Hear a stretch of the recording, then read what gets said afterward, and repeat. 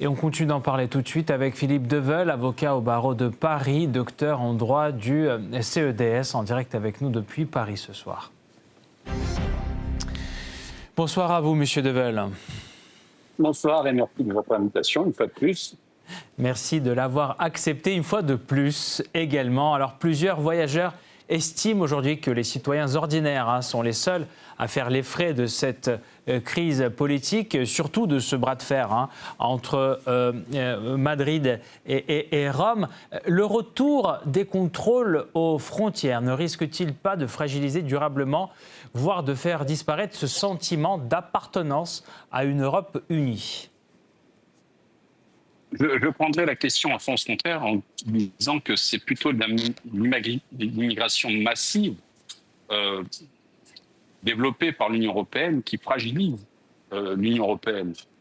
Et donc, ces accords de Schengen, qui étaient l'un des piliers de l'harmonisation de l'Union européenne, se retournent contre les intérêts mêmes de l'Union européenne. Alors, c'est vrai que cette crise un peu emblématique de Ceuta, vous avez eu 60 000 Marocains qui sont rentrés de manière illégale sur cette ville, et qui est une ville où il y a à peu près 83 000 habitants, c'est-à-dire qu'on était quasiment à plus de 50% de la population qui était submergée par cette vague énorme, qui était aujourd'hui en régression. La plupart des gens sont rentrés au Maroc, mais ça a été un choc et une sorte d'avertissement qui cachait évidemment une pression du Maroc directe sur l'Espagne. Alors, ces rétorsions, alors c'est une suspension des accords de Schengen qui dure 30 jours, qui concerne justement les gens qui viennent de l'Espagne sur l'Italie, et inversement, car l'Espagne veut aussi appliquer cette même chose sur les Italiens. Mais ce sont des contrôles aléatoires qui ne concernent pas vraiment les Espagnols eux-mêmes, mais les gens qui n'auraient pas un passeport, carte d'identité espagnole.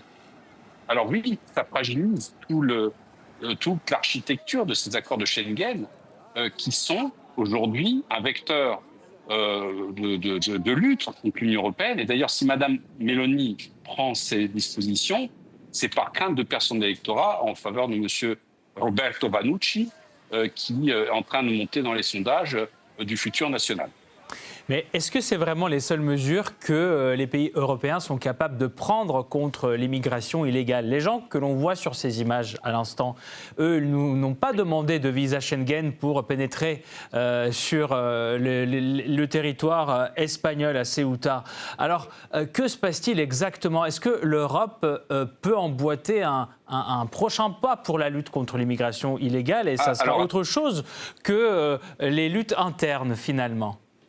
Alors, il est clair que parmi tous ces gens qui sont retournés au Maroc, certains sont restés et qui se font passer pour des mineurs non accompagnés, qui, eux, peuvent jouir de la possibilité d'aller sur le continent espagnol, aller sur la péninsule ibérique.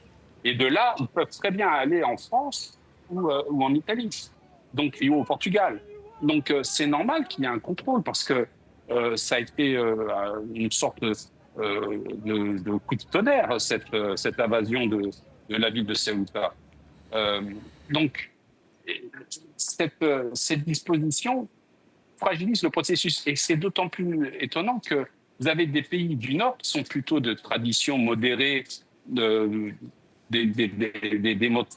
démocrates chrétiens comme la Finlande, le Danemark ou la Suède, qui s'alignent sur l'Italie. Parce que ces pays s'aperçoivent qu'il y a un véritable problème de cette vague migratoire sur leur propre territoire, comme en France d'ailleurs. Et la régularisation massive de 500 000 migrants par le Premier ministre espagnol Pedro Sánchez, c'est une menace migratoire sur tous les pays de l'Union européenne.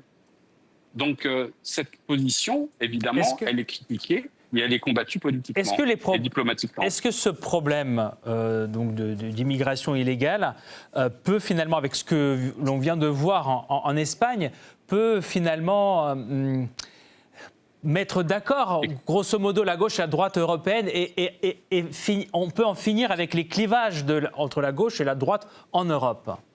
Oui, c'est l'exemple emblématique que je vous ai donné entre l'Italie et ces pays nordiques de l'Union européenne, qui étaient plutôt favorables à l'immigration et qui a un retour en arrière. Mais il faut comprendre une chose.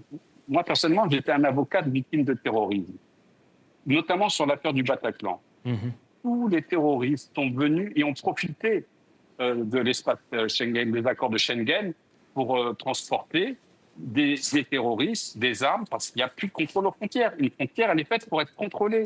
C'est la base des choses. Alors, c'est vrai qu'aller en Europe, la liberté des personnes de se déplacer d'un pays à un autre, elle est très bonne. Des capitaux, c'est très bien pour le développement, mais on s'aperçoit que, d'abord, l'économie ne va pas si bien en Europe et que le problème migratoire de masse pose un véritable problème politique, identitaire, qui aura des conséquences politiques à court terme.